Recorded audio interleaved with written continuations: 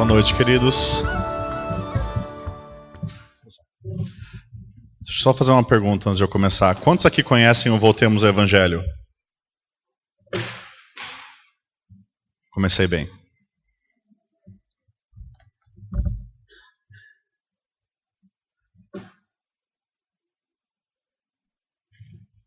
Glória a Deus.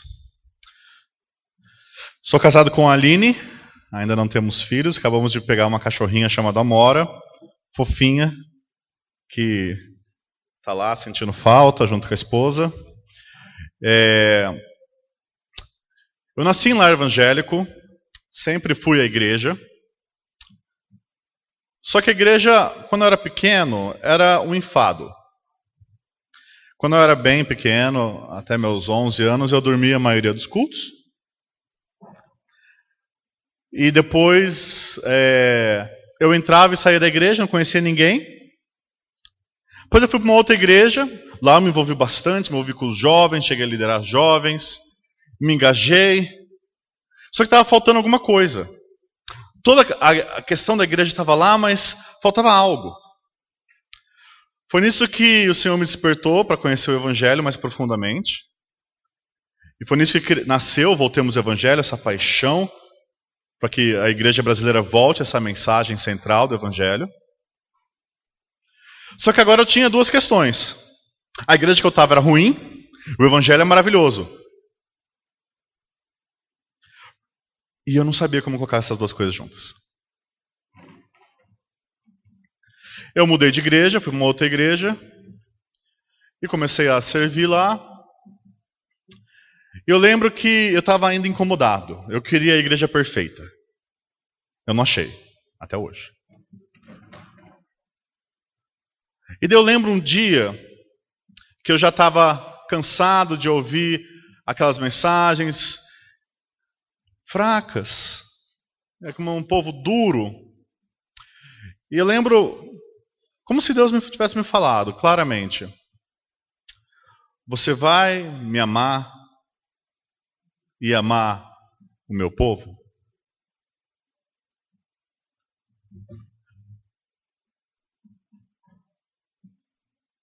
Você acha que pode amar o Evangelho e não amar a igreja? Você vai se desgastar por essa igreja frágil, deficiente, cheia de problemas, assim como eu entreguei a minha vida por você, enquanto você ainda era ímpio, pecador. E foi aí que na minha vida que Voltemos ao Evangelho e Igrejas Saudáveis ou 9 Marcas começaram a andar junto. Eu comecei a entender que essas coisas precisam andar junto. Se você for para a Reforma Protestante, e muitos de nós conhecemos a Reforma Protestante como um resgatar do Evangelho, mas não foi só isso.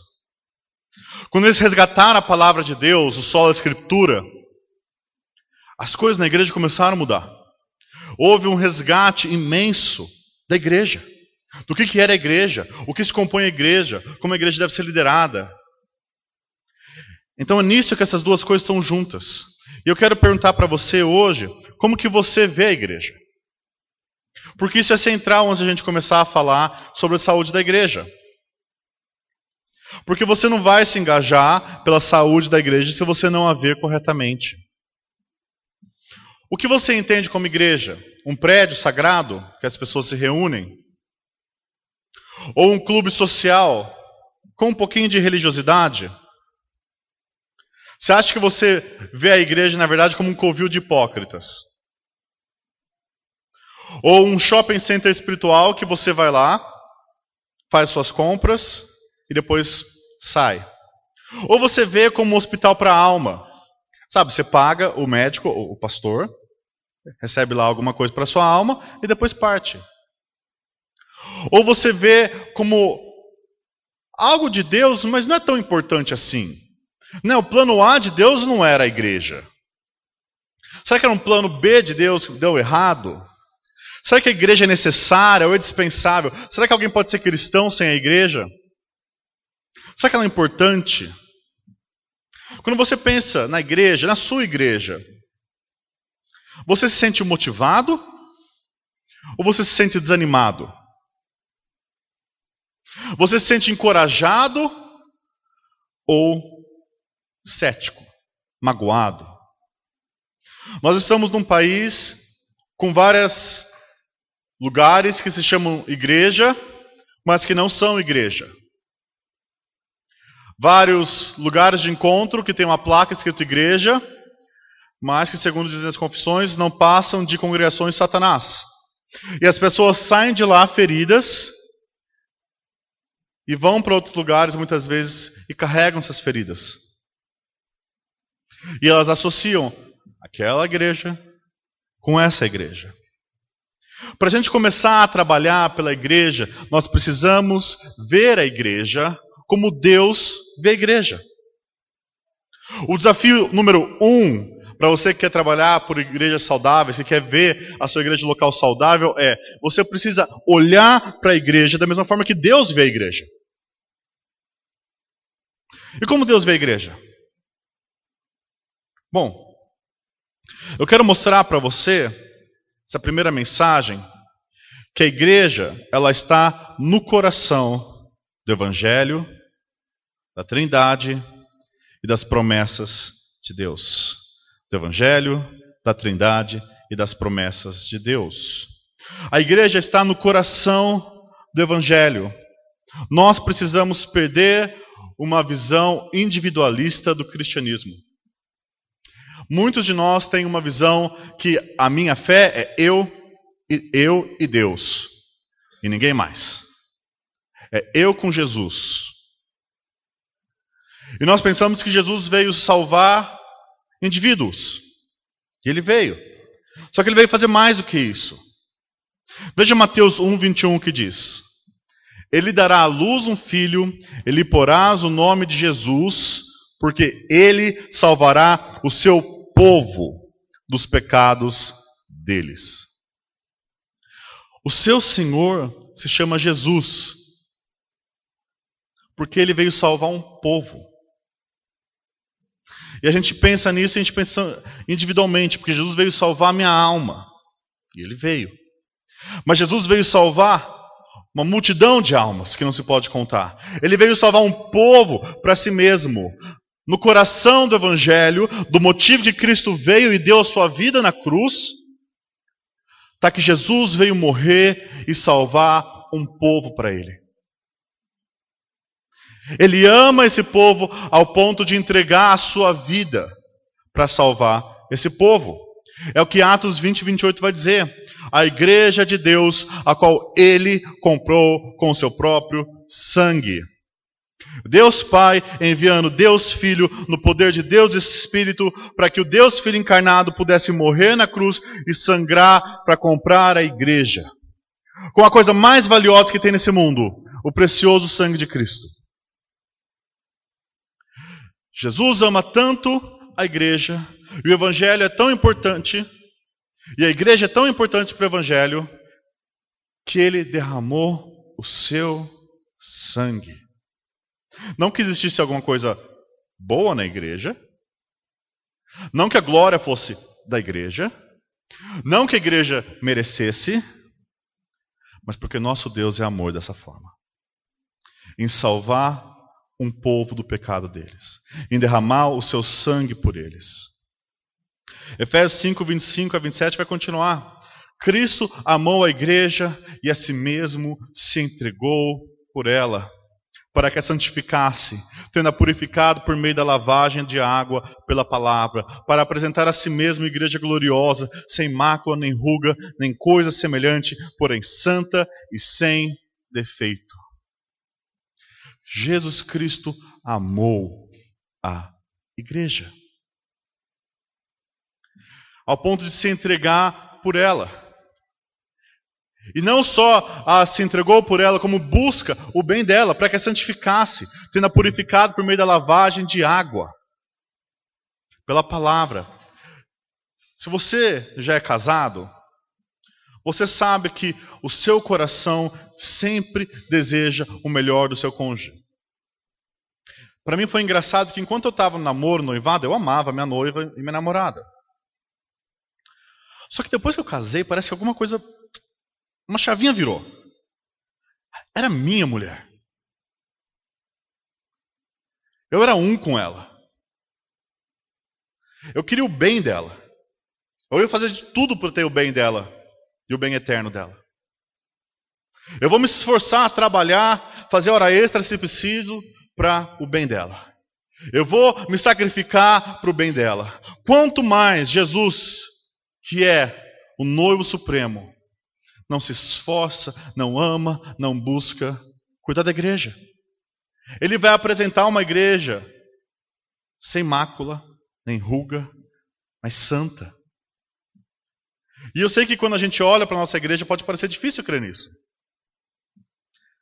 Agora, isso é verdade para a igreja de Corinto. Isso é verdade para as igrejas nas regiões da Galácia. Jesus vai apresentar para ele uma igreja santa. O Evangelho assim ensina. A igreja está tão envolvida no Evangelho que o alvo de Cristo é dar a sua vida na cruz. Entre outros alvos, é apresentar uma igreja santa. Agora, a igreja também está no coração da Trindade. Efésios 2, de 15 a 22, diz o seguinte: Jesus aboliu na sua carne a lei dos mandamentos na forma de ordenanças, para que dos dois criasse em si mesmo um novo homem, fazendo a paz e reconciliasse ambos em um só corpo com Deus. Por intermédio da cruz, destruindo por ela a inimizade. Assim já não sois estrangeiros e peregrinos, mas concidadãos dos santos e sois família de Deus, edificados sobre o fundamento dos apóstolos e profetas, sendo ele mesmo Cristo Jesus a pedra angular, no qual todo edifício bem ajustado cresce para santuário dedicado ao Senhor, no qual também vós juntamente estáis sendo edificados para a habitação de Deus no Espírito. Esse texto é maravilhoso. Ele apresenta a igreja como algo sobrenatural, algo que Cristo veio, por ter se entregado, ele criou uma relação nova desse povo com o Deus Trino. Agora, esse povo não é mais peregrino estrangeiro. Agora, esse povo é família de Deus. Nós que estávamos afastados de Deus, agora somos família de Deus. Deus Pai ama a igreja como um pai ama os seus filhos e a sua família. Já parou para pensar como incrível é esse amor? De Deus Pai olhar para a igreja, para a sua igreja local, para todas as igrejas que se reúnem ao redor do mundo e pensar, ali está a minha família. Ali estão os meus filhos que eu amo, os meus filhos e as minhas filhas que eu busquei. Jesus ama a igreja como o corpo dele. Nós somos o corpo de Cristo. E Paulo vai falar que ninguém busca o mal do seu corpo antes o alimenta. E alguns alimentam até demais, como se pode ver. Mas Jesus cuida dessa igreja como nós cuidamos do nosso corpo. Se eu falasse que tinha um copo aqui de água com uma gota de veneno, você não beberia. Por causa do seu cuidado com o seu corpo. Assim, Jesus busca prover para o corpo, guiar o corpo, alimentar o corpo, suprir o corpo, como se fosse dele, e é dele. E o Espírito Santo ama a igreja como você, ou muito mais que você, ama o seu lar. Nós, como igreja, não só individualmente, mas como igreja, nós somos a habitação de Deus no Espírito. Eu estou viajando há já um tempo, e como é gostoso voltar para casa. Como é gostoso voltar para o meu lar, ver a minha esposa, a minha cama, o meu sofá, a minha mesa. O Espírito Santo ama a igreja, dessa forma, é o lugar que ele gosta de habitar. Não que haja nada de bom na igreja, não que a igreja mereça, mas o Espírito Santo ama sim a igreja. A igreja é o lugar onde o Espírito Santo resolveu habitar. Nós, como um corpo reunidos, como igreja de Cristo, tanto toda a igreja universal de Cristo, como cada igreja local, é o local onde o Espírito Santo habita. Nós somos o templo, como igreja. Então você não precisa buscar nenhum templo por aí. Nós, reunidos como igreja, somos templo do Espírito. E Ele preza pelo templo. Ele cuida do templo. Assim como nós cuidamos do nosso lar. Nós queremos ver arrumado. E depois que você deixar a adolescência, você vai querer ver arrumado. Talvez na adolescência você ainda gosta de jogar roupa no chão. Mas depois você vai ver que você vai querer as coisas organizadas. Belas. E assim o Espírito Santo ama a igreja. Mas a igreja também está no coração das promessas de Deus. E isso aqui, quando eu entendi, abriu assim meus olhos. Mateus 1:1 vai falar o seguinte. Mateus está começando o evangelho dele e fala: livro da genealogia de Jesus Cristo, filho de Davi, filho de Abraão. Aqui Mateus está apresentando Jesus Cristo como Cristo. Como vocês sabem, Cristo não é o sobrenome de Jesus. Como aquele ungido de Deus que viria redimir o seu povo e a criação. O rei, o profeta e o sacerdote ungido por Deus para trazer a palavra de Deus, o reinado de Deus e a mediação para com Deus. E fala que ele é filho de Davi. Ou seja, ele é o herdeiro de Davi que ocuparia o trono para sempre. Que sempre sentaria no trono, que reinaria invicto. E que a morte não tragaria. O santo que não viria a corrupção, mas seria ressuscitado. E também filho de Abraão, o herdeiro de toda a terra. Aquele que tem posse sobre toda a terra, sobre cada continente, cada país, e através daquele do qual todas as famílias da terra seriam abençoadas. É esse que Jesus Cristo é, filho de Davi e filho de Abraão. E Mateus quer mostrar para você isso, que esse Jesus é o Cristo, o prometido filho de Davi e o prometido filho de Abraão. Mas agora olha que interessante. Mateus não acaba com a ressurreição de Cristo. Mateus não acaba com a morte de Cristo. Mateus acaba com a comissão de Cristo. E veja que interessante. Veja que Mateus 28, 18 a 20 fala. Jesus, aproximando-se, falou-lhes, dizendo: toda autoridade me foi dada no céu e na terra. Ide, portanto, fazei discípulos de todas as nações, batizando-os em nome do Pai, do Filho e do Espírito Santo, ensinando-os a guardar todas as coisas que vos tenho ordenado, e eis que estou convosco todos os dias, até a consumação dos séculos. Essas promessas estão se cumprindo aqui. O filho de Davi, que estaria para sempre no trono, está falando: eu tenho toda a autoridade nos céus da terra. A promessa se cumpriu. Eu estou no trono. Eu mando sobre céus e terra. Eu tenho toda a autoridade. E por isso, porque eu tenho toda a autoridade, eu estou enviando vocês, apóstolos, para plantarem igrejas, que é isso que eles fazem em Atos, para proclamarem o evangelho, para que a promessa a Abraão se cumpra. Vocês vão por todas as nações, para que a bênção a todas as famílias da terra chegue. Ou seja, quando nós, igreja, existimos, e quando nós, igreja, estamos cumprindo nosso papel na comissão, o que nós estamos fazendo é espalhando a promessa de Deus no mundo. Nós somos parte do cumprimento da promessa de Deus desde Gênesis. Quando você proclama Jesus é Senhor, você está fazendo se cumprir a promessa que Jesus é filho de Davi, o Senhor e Rei. Quando você proclama ao mundo o Evangelho de Jesus Cristo e convida as pessoas para entrarem nas bênçãos do Evangelho, para fugirem da ira que virá, você está estendendo a bênção abraâmica. A igreja não é só um ponto perdido na história. A igreja é o plano de Deus e de Jesus Cristo para fazer cumprir as duas principais promessas do Antigo Testamento, que se cumpriram em Cristo e que se estendem agora através de nós. Ou seja, fazer parte da igreja não é fazer parte só de um clube, de uma comunidade. Fazer parte da igreja é fazer parte da grande história de Deus no mundo. É assim que Deus vê a igreja. comissionada para estender as promessas que o Filho dele cumpriu. Ou seja, quando você entende e vê a igreja assim, isso vai mudar a forma como você vai encarar a igreja. A sua igreja local é amada por Jesus Cristo, amada por Deus Pai, amada pelo Espírito. E Deus amou de tal forma que enviou seu Filho para morrer por um povo.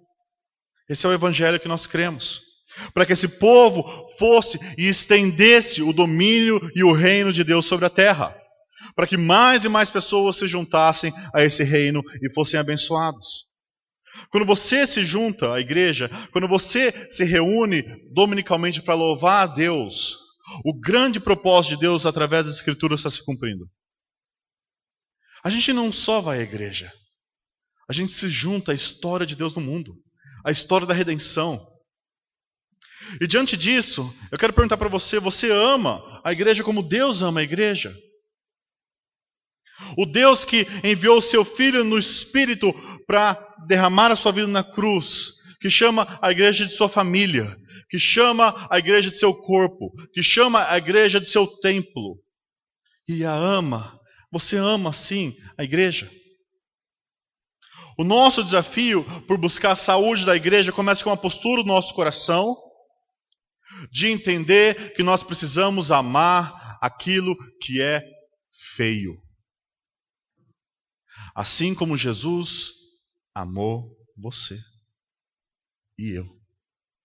Assim como Jesus veio amar pecadores, ímpios, fracos, Romanos 5 vai falar. O amor nosso pela igreja deve ser assim. Mesmo sabendo que essa igreja pode ser fraca, pode ter pecado, pode ter deficiências, nos comprometer a amar a igreja como Jesus nos amou. Todas as outras coisas que eu vou falar sobre saúde da igreja, de nada vão valer se a postura do seu coração não mudar primeiro. E é por isso que eu quero começar aqui. Porque você serve aquilo que você ama. Você busca o bem daquilo que você ama. Você valoriza aquilo que você ama. E se você não amar a igreja, e não só a igreja genérica, a sua igreja local, com todas as suas falhas, você não vai servir, você não vai valorizar e você não vai cuidar. É muito fácil falar que a gente ama a igreja quando a gente fala de uma forma genérica. É muito fácil falar que a gente ama aquilo que a gente não vê. Mas e amar aquilo que a gente vê? O nosso irmão, aquele irmãozinho chato, aquele irmãozinho que pisa no seu pé toda hora, aquele irmãozinho que parece que não vai para frente nem para trás. Vocês, né? Não os outros. Amar a igreja envolve isso, amar como Cristo nos amou. E Cristo ama tanto a igreja, meus irmãos, Ele ama tanto a igreja que Ele zela por ela. O amor de Cristo é um amor ativo, um amor zeloso, um amor ciumento, no boa expressão do termo. Um amor que zela, que busca guardar, que busca proteger, que busca separar de coisas que vão fazer mal à igreja. E é isso que nós vemos em Apocalipse. Apocalipse 1, 2 e 3. É Jesus Cristo falando ao apóstolo João para mandar mensagens a igrejas, às 7 igrejas. E o que Jesus faz lá? Ele fala, ele zela para aquela igreja, ele fala a elas, comunica a ela pela sua palavra. Veja, por exemplo, a igreja de Éfeso. Apocalipse 2, de 1 a 7. Ao anjo da igreja em Éfeso escreve: essas coisas diz aquele que conserva na mão direita as 7 estrelas e que anda no meio dos 7 candeeiros de ouro. Se você leu Apocalipse 1, você sabe que as estrelas e candeeiros de ouro são as igrejas. Jesus Cristo ele se apresenta aqui como quem tem a igreja na mão dele e como quem anda por meio das igrejas. Quando você se reúne no domingo, Jesus está andando por meio das igrejas. E Ele as tem em sua mão. Jesus conhece cada igreja, é isso que Ele fala. Conheço as tuas obras. tanto o teu labor como a tua perseverança, e que não pode suportar homens maus, e que puseste a prova os que a si mesmos se declaram apóstolos e não são. Isso é bem atual hoje. E o achaste mentirosos, e tens perseverança, e suportaste provas por causa de meu nome, e não te deixaste esmorecer. Jesus vem e fala: eu te conheço, igreja de Éfeso. Agora, esse conhecer não é só eu sei dados sobre você, igreja de Éfeso. É o conhecer de um amante e da amada. Eu te conheço amorosamente, igreja de Éfeso, como minha igreja. E eu ando entre você, zelando por você. Eu sei dos seus sofrimentos, igreja. Eu sei que você suportou prova e não esmoreceu. Eu sei dos seus pontos fortes. Eu sei aquilo que você tem se esforçado para fazer. Eu sei como você tem buscado ser fiel à palavra, rejeitando falsos apóstolos. Eu sei do seu labor, igreja. Só que Jesus continua. Tenho, porém, contra ti, que abandonaste o teu primeiro amor. Lembra-te, pois, de onde caíste. Arrepende-te e volta à prática das primeiras obras. E se não, venho a ti e moverei do seu lugar o teu candeeiro, caso não te arrependas. Tens contudo a teu favor que odeias as obras dos nicolaítas, as quais eu também odeio. Quem tem ouvidos, ouça o que o Espírito diz a igrejas. Ao vencedor, dar-lhe-ei que se alimente da árvore da vida que se encontra no paraíso de Deus. Jesus fala: igreja, eu te conheço. Eu sei seus pontos fortes, mas eu tenho algumas preocupações com você. Eu tenho algumas coisas contra você. Você deixou o seu primeiro amor, o seu maior amor. Você abandonou aquele maior amor. Você fez todas essas coisas, igreja de Éfeso. Buscou pureza doutrinária, buscou perseverar e labutar, mas agora o seu coração está esvaziando em amor. Amor por mim e amor pelos perdidos.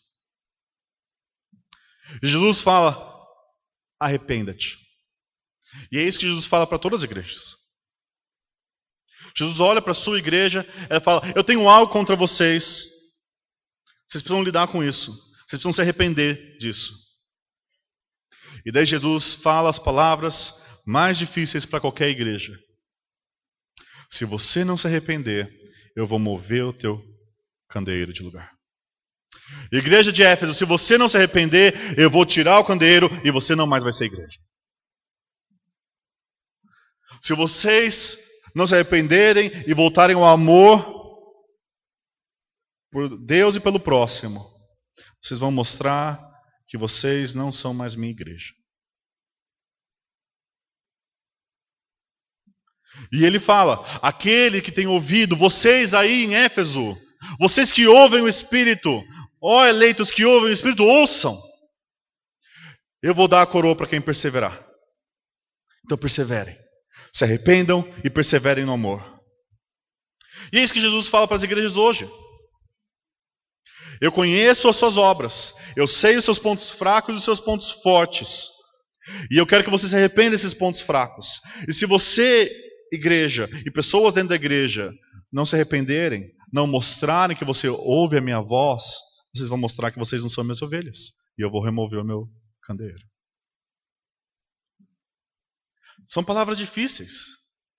Mas ao mesmo tempo, sabe que Jesus fala essas palavras não como alguém que quer destruir aquela igreja, mas como alguém que ama aquela igreja e quer vê-la se arrepender. Ele zela pela igreja. Ele zela por cada igreja. Jesus zela pela saúde da igreja. Jesus quer ver igrejas saudáveis. E ele fala: você está ouvindo a minha voz? O que eu estou falando para a sua igreja? Os defeitos e as forças da sua igreja. Se você ouve o Espírito na palavra, você irá ouvir Jesus Cristo falar. Então a pergunta para nós é: será que nós temos ouvido o Espírito? Será que nós temos buscado a saúde da igreja com o mesmo zelo que Jesus tem? Buscar a saúde da nossa igreja local, essa igreja local defeituosa, cheia de pecadores, do qual você é um, mas pecadores arrependidos. Será que nós estamos buscando essa saúde da igreja? Mas alguns de vocês podem falar, mas isso não é responsabilidade do pastor? Vinícius, eu tenho trabalho, família, tudo mais. A minha agenda é cheia. O pastor, a gente paga ele para isso. Agora, olha o que Jesus faz. Quem que Jesus fala para se arrepender nesse texto? A igreja. Jesus chama toda a igreja para se arrepender. Ele fala a todos que ouvem para ouvirem. O chamado para zelar para a igreja e se arrepender dos pecados é um chamado para a igreja inteira. O chamado para zelar por uma igreja saudável é um chamado para a igreja inteira e não só para o pastor. Aliás, veja o que Efésios 4, 11 e 16 vai ensinar. E ele mesmo concedeu uns para apóstolos, outros para profetas, outros para evangelistas e outros para pastores e mestres, com vistas ao aperfeiçoamento dos santos. Separa aí. Aí, ó. Tá vendo? Pastores e mestres foram dados para aperfeiçoar os santos. Responsabilidade deles. Mas aí você tem que continuar o texto. Para o desempenho do seu. E seu aqui é o seu dos santos. Para o desempenho do serviço dos santos. Para a edificação do corpo de Cristo. Até que todos cheguemos à unidade da fé e do pleno conhecimento do Filho de Deus, à perfeita varonilidade, à medida da estatura da plenitude de Cristo, para que não mais sejamos como meninos agitados de um lado para o outro, levados ao redor por todo vento de doutrina, pelas artimanhas dos homens, pela astúcia com que induzem ao erro, mas seguindo a verdade em amor, cresçamos em tudo naquele que é a cabeça, Cristo, de quem todo o corpo, bem ajustado e consolidado pelo auxílio de toda junta, segundo a justa cooperação de cada parte, efetua o seu próprio aumento para a edificação de si mesmo em amor. Quem efetua o próprio aumento do corpo? Sim, você vai falar Deus, e é verdade. Deus dá o crescimento. Mas quem que esse texto nos diz que efetua o crescimento? Quando cada parte coopera. A justa cooperação de cada parte. Ou seja, uma igreja só vai edificar a si mesma em amor, e crescer em saúde, e crescer em semelhança com Cristo, quando cada um de vocês pararem de serem observadores e se tornarem trabalhadores. No seu serviço que Cristo chamou você para fazer na igreja. Quando você parar de assistir o culto e servir com os seus irmãos a Deus e ao próximo. No culto. Quando você parar de ver a igreja como um clube religioso, um fast food espiritual que você passa no domingo para se energizar e depois esquece, e ver a igreja como a família que você cuida, como corpo que você zela, como edifício que todos edificam. Ou seja, Efésios 4, de 11 a 16 vai ensinar que Cristo, no seu grande amor pela igreja, ele capacitou homens e presenteou homens para serem ministros da palavra. Apóstolos, profetas, evangelistas e pastores mestres têm isso em comum. Eles ensinam a palavra de Deus. E o papel deles é esse. Eles têm a responsabilidade de zelar pela igreja, ensinando a palavra de Deus. Eles têm uma responsabilidade especial, mas não é uma responsabilidade exclusiva. Eles preparam os crentes para o ministério dos crentes, pregando a palavra, ensinando a palavra. E os crentes são chamados, todos os membros da igreja, como sacerdócio universal, que nós todos somos chamados sacerdotes, a não abdicar da nossa responsabilidade. E quando nós servimos um ao outro, quando nós, cada um, buscamos o nosso serviço e a nossa justa cooperação, nós vamos edificando a igreja à imagem de Cristo. O que é uma igreja saudável? É uma igreja que se parece mais e mais com Jesus. Uma igreja saudável é uma igreja que se parece mais e mais com Jesus. E Paulo fala, conforme nós vamos crescendo na estatura da plenitude de Cristo, nós não vamos ser mais como meninos. Você quer uma igreja firme na palavra, uma igreja sem heresias entrando, uma igreja que não é movida para lá e para cá, para cada vento de doutrina que chega no Brasil, e são vários, é quase um furacão de ventos de doutrina que chega nesse país. Ora, o que nosso texto fala é que cada um de nós precisa fazer a sua parte. Se nós não entendermos isso, nós não vamos lutar por igrejas saudáveis. Se tudo que você pensa para igreja saudável é o pastor tem que fazer, meu irmão, daí só ele é a igreja. Nós somos a igreja. Então eu pergunto para vocês, o que você tem feito para contribuir para a saúde da sua igreja? Como você tem se engajado de formas práticas, palpáveis, pela saúde da sua igreja? Uma das formas é, você vai à igreja. Você está lá, o ministério da presença. Você todo domingo está adorando a Deus com seus irmãos. É o ministério da presença, é importante, meus irmãos. Fala para qualquer pastor, pergunta se não é importante o ministério da presença. Porque uma das formas que nós convivemos juntos é quando nós juntos estamos ouvindo a palavra de Deus, adorando a Deus juntos. Você está lá. E você não sai correndo. Segundo passo importante. O ministério da presença é continuada. Acaba o culto e você vai conversar com os irmãos. Você não sai correndo. Mas tem mais coisas que a gente pode fazer e a gente vai ver isso. Então eu quero perguntar para vocês, se todo membro da sua igreja fosse como você, como sua igreja estaria?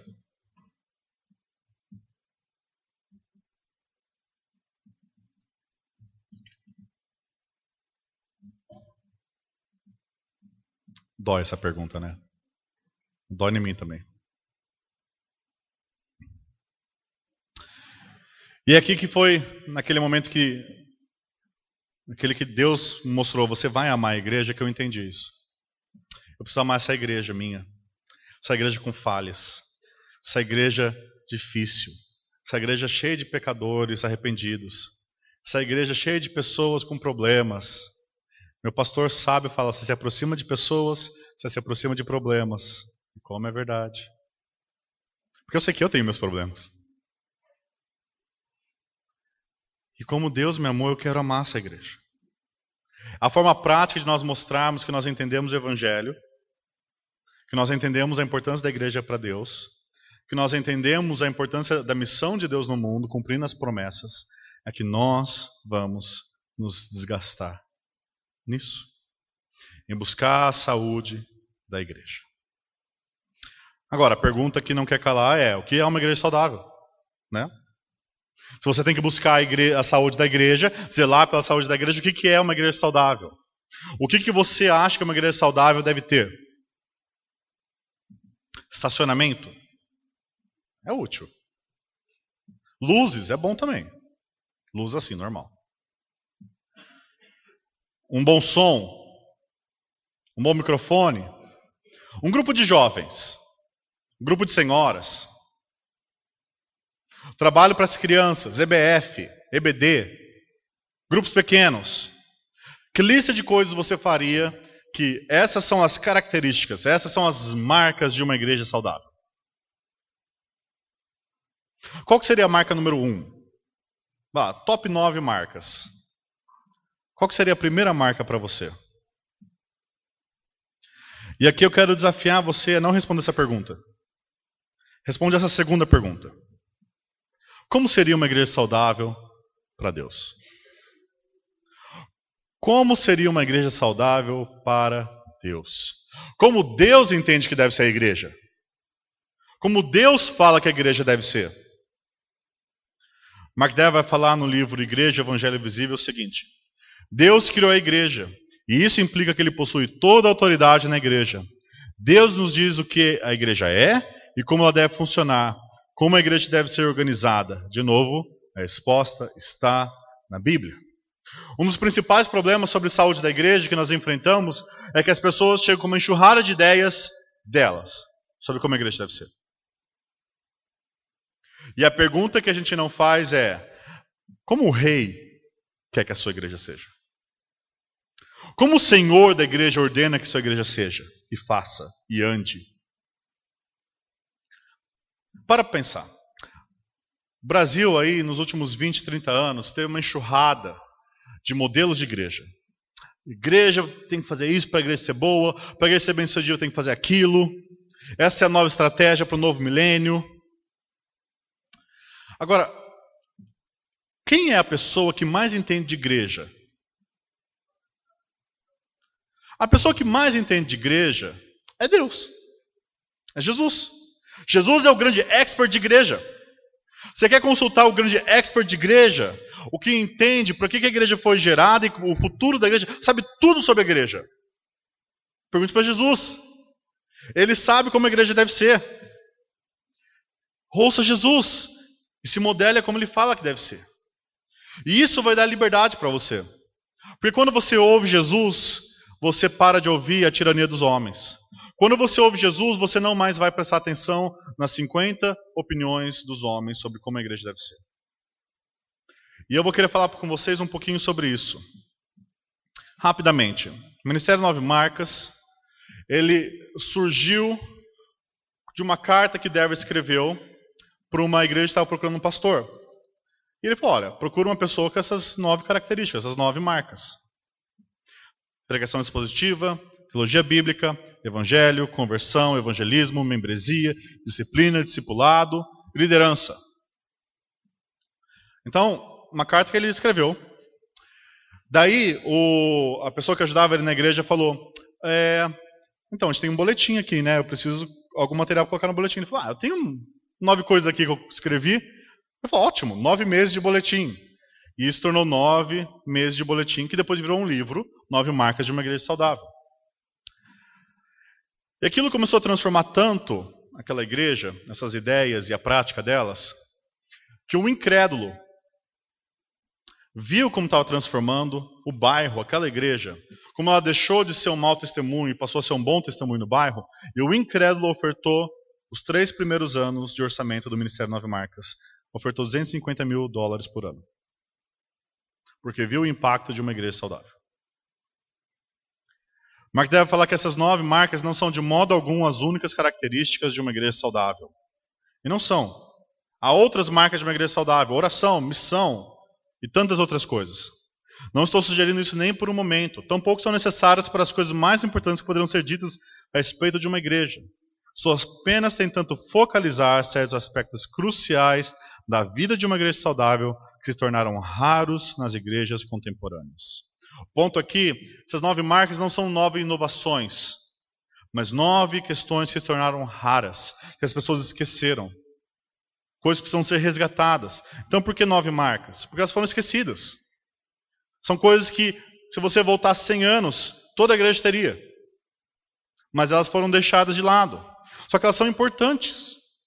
Elas são coisas importantes para a saúde da igreja. E elas são importantes porque elas são bíblicas. A ideia de 9 marcas não é trazer 9 sugestões do expert Mark Dever, mas 9 coisas que a palavra fala sobre a igreja que foram esquecidas. Ou seja, o 9 marcas não é algo novo. Ele não busca trazer algo novo, inédito. Ele busca resgatar aquilo que foi esquecido.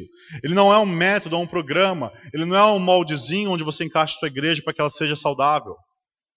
Na verdade, são princípios bíblicos que devem nortear toda a igreja. E por ser princípio e mandamento bíblico, não é algo opcional. Você não escolhe uma das marcas. É como se você falasse para Deus, vou escolher alguns dos seus mandamentos, esses eu vou obedecer, esses não. São 9 princípios que estão na palavra e nós vamos falar nas próximas reuniões sobre esses 9 princípios. Vamos orar? Senhor, guia-nos em toda a verdade, que seu Espírito fale a nós e nos conduza. Que o Senhor seja o árbitro em nosso coração, para que possamos ouvir com discernimento a sua voz e assim só obedecer ao Senhor. Em Cristo Jesus oramos. Amém.